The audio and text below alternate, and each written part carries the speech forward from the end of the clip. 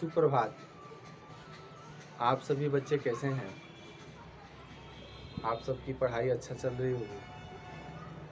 आज हम 5 पाठ जो है महादेवी वर्मा द्वारा रचित मैं नीर भरी दुख की बदली, इस पाठ का हम आप लोगों को पाठ का जो शब्दार्थ है इसको हम लिखवा दिए हैं।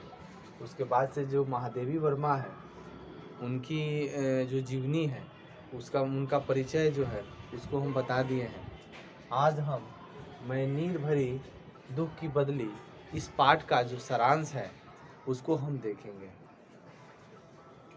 मैं नीर भरी दुख की बदली ये महादेवी वर्मा का ही एक कविता है और ये कविता उनकी जीवन पर आधारित है, ठीक है। और इस कविता में महादेवी वर्मा ने अपने जीवन के दुख सुख, जीवन के उन पहलू को उजागर किया है जो दुख के समय उनके साथ हुआ है, ठीक है। ये मैं नीर भरी दुख की बदली ये कविता में 5 पद दिए गए हैं और पांचों का अलग अलग अर्थ स्पष्ट हो रहा है, ठीक है। पहला जो पद है उसमें कह रही हैं कि कंपन में ही चिर शांति निवास करती है। मतलब कंपन एक ऐसा मानव का कंपन मतलब क्या कह सकते हैं उसको, मतलब जीवन का सुख दुख, मतलब यही कंपन यहाँ से कह रही है। सुख दुख, इस जीवन कभी सुख है तो कभी दुख है, ठीक है। और यह पुराना समय से ये चलता आ रहा है, ये एक विधान है कि जिनके पास दुख है उनके पास सुख जीवन में आएंगे ही आएंगे। और ये कह रही हैं कि रुदन मतलब रोना बाद में ही दुख का प्रश्न महसूस करता है। मतलब किसी व्यक्ति को बहुत अत्यधिक दुख होता है तो वह व्यक्ति आंसू से अपने दुख को, मतलब जब रोता है तो दुख कम होता है, ये कह रही हैं पहला जो श्लोक में। और आँखों में दीपक के समान वेदना की भावना ज्वलित रहती है जिस कारण आंसू झरना के समान गिरते गिरते रहते हैं। कवित्री के कहने का भाव है कि वियोग की दशा में मानसिक व्यवस्था आंसू बनकर जब गिर जाती है तो मन में एक विशेष शांति महसूस होती है। कहती हैं महादेवी वर्मा, जब इंसान को दुख होता है, पीड़ा होता है, तो आँख से उस बात को याद करता है तो आँख से आंसू झरझर गिरता है। और जब तक गिरता है जब तक उस बात को याद करते रहते हैं, ठीक है। और जब ये आंखों आंसू गिर जाता है तो जो अंदर का जो दुख है वो कम हो जाता है। आप लोग देखिएगा किसी घर जो बूढ़े व्यक्ति जो अत्यधिक बूढ़े हो चल रहे हैं या कोई भी, ठीक है ना, जब अचानक उनकी मृत्यु हो जाती है तो क्या होता है, घर में बहुत सारे व्यक्ति रोते हैं, दुख प्रकट करते हैं। कोई व्यक्ति रोते रोते बेहोश हो जाता है, लेकिन जब वो कई घंटों तक रोने के बाद उसका दिल जो है उस व्यक्ति से मतलब टूटने लगता है, उससे दूर होने लगता है। और जब आंसू गिर जाते हैं तो व्यक्ति रोना बंद कर देता है, सिर्फ सोचता है। वही ये कह रही हैं कि जब जीवन में दुख आता है तो व्यक्ति आंसू झरने की तरह गिरता है और जब आंसू गिर जाता है तो एक विशेष शांति महसूस होती है, ठीक है।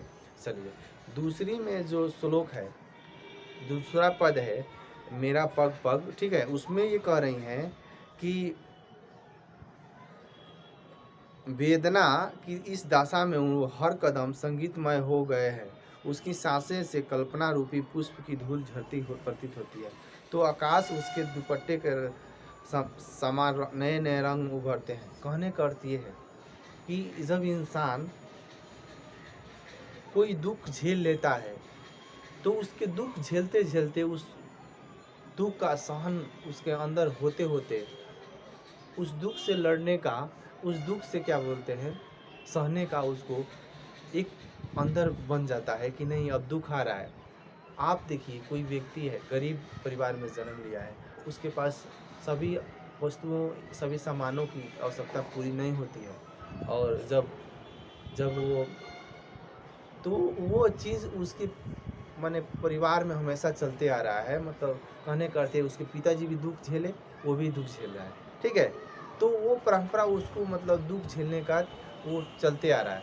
उसी में कोई व्यक्ति जब ऊंचा पद पा लेता है, उसके पास पैसा हो जाता है, तो उस दुख को जब याद करता है तो अपने जीवन में उतना आनंद खुशी महसूस नहीं, वो जानता है कि हम इस दुख से उभरे हुए हैं, ठीक है। वही यहाँ पे दूसरा श्लोक में कह रहे हैं, ठीक है।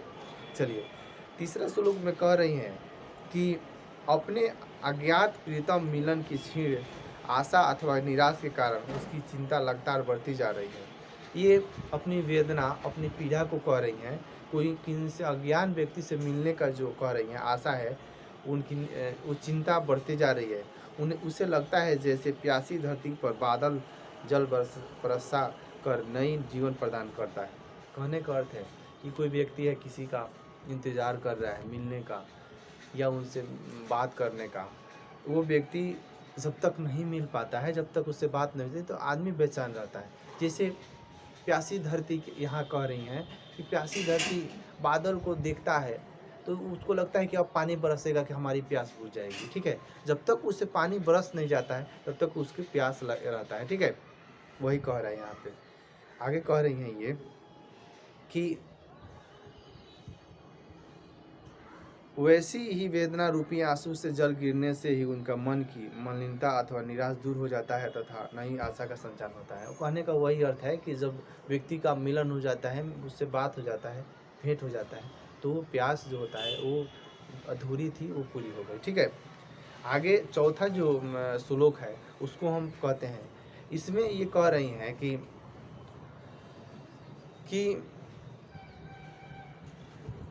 मैं दुख की नीर भरी बदली से ये कहती हैं पाठ से कि कवित्री ने अपने अज्ञात प्रीतम के आग्रह किया है कि वह इस बार आए और उसे प्रेम पथ पर न तो मलिन होने पाए और न ही अपना पद चीन्हे छोड़ तक कवित्री का अंत समाहित होने की भावना क्षीण हो न हो, ठीक है।